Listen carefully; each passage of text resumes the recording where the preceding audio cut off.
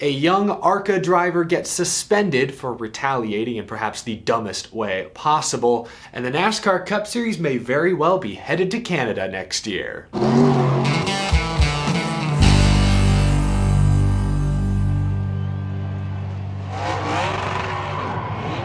How's it going, y'all? My name is Eric. Welcome to Out of the Groove. Busy NASCAR news week. I'm back home. I've got a lot to catch up on. Before we get to the latest news, we have to thank today's sponsor.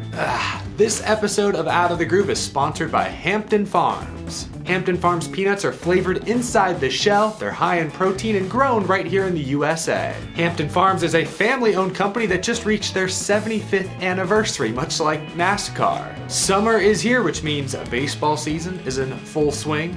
No pun intended. You can find Hampton Farms peanuts in the produce section of your local grocery store. And get nutty with Hampton Farms on social media by following them at Hampton Farms Peanuts on TikTok and Instagram. Again, look for the Hampton Farms logo in the produce section of your local grocery store. Thank you to Hampton Farms for sponsoring this episode. Earlier today, we discussed Stewart-Haas Racing losing a major sponsor to a rival organization. Also, Corey LaJoie may have a new deal in place for 2024. Go check that video out in case you missed it. Let's start this episode with ARCA, everyone's favorite stock car racing series. Look, I've been a bit hard on ARCA in the past, maybe sometimes a little unfair, but I have watched more ARCA this season, and honestly, this hasn't been a bad ARCA season. I was at the season opener at Daytona. That was the most competitive ARCA Daytona race I'd seen in at least a few years. I must admit, the Frankie Muniz effect is very real. He was on this show last week, and I was just in a Zoom call with him, but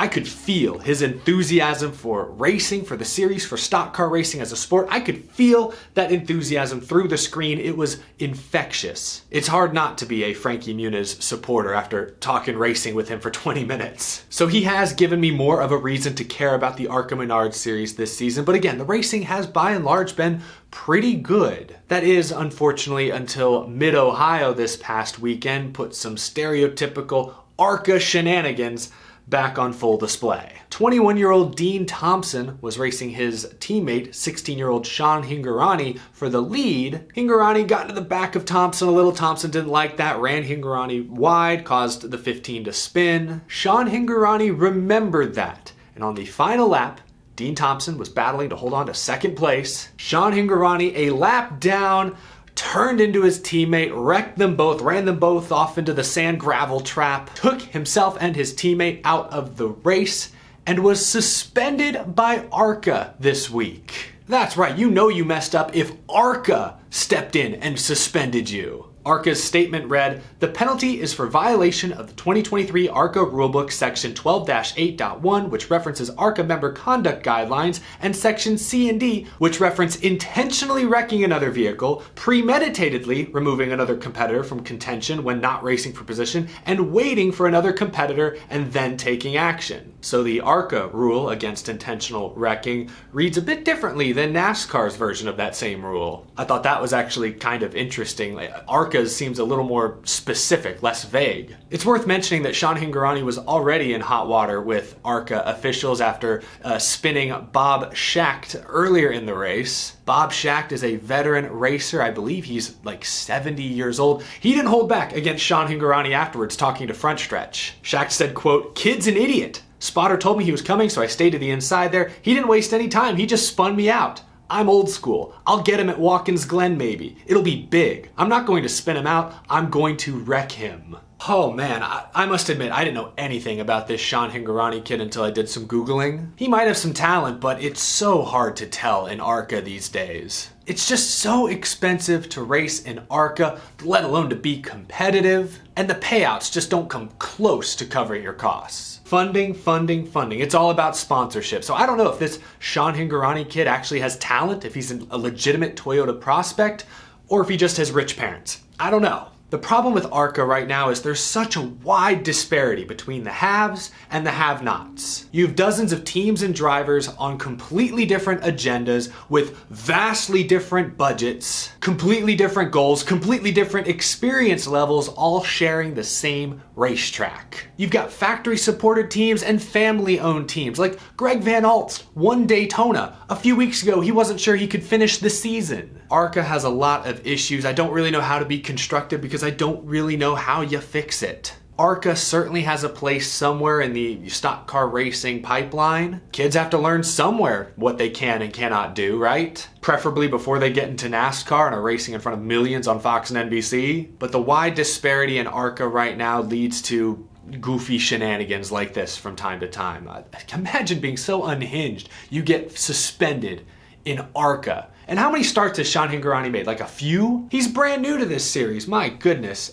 Anyway, let's move on. This morning I talked about Corey LaJoie signing a multi-year extension to stay with Spire. Lots of fans are chattering about the possibility of Andretti Autosport buying into Spire to get into NASCAR. Of course, first there were reports recently that Andretti is looking to get into NASCAR. They want to start a Cup Series team. You combine that with Marco Andretti driving a Spire truck at Mid-Ohio, and now Gainbridge signing on with Spire as a major sponsor. And then of course LaJoie signing a multi-year extension despite, according to The Athletic, having offers potentially from bigger teams, or at least having interest from bigger teams. That all makes it sound like something is being cooked up over at Spire Motorsports. Now, the new information I saw was again from frontstretch.com. They posted a short interview with Jeff Dickerson, co-owner of Spire Motorsports. He was asked about the team's 2 charters, and he said, quote, "We're not looking to sell. We're looking to acquire. There's nothing for sale here."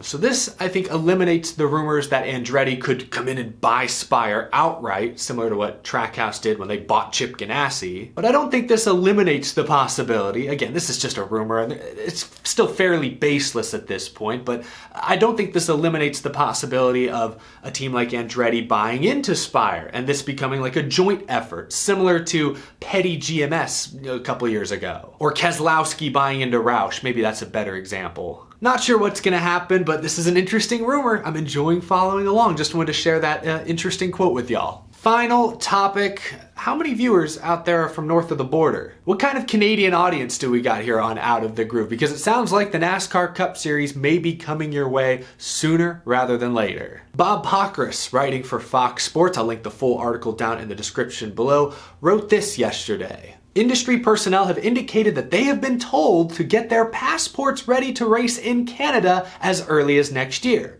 NASCAR's Xfinity Series raced on circuit Gilles Villeneuve, the same course as the Formula One cars from 2007 to 2012. A Canadian Grand Prix spokeswoman confirmed that they have had preliminary conversations with NASCAR regarding a cup race in Montreal, and those conversations have been ongoing for quite some time.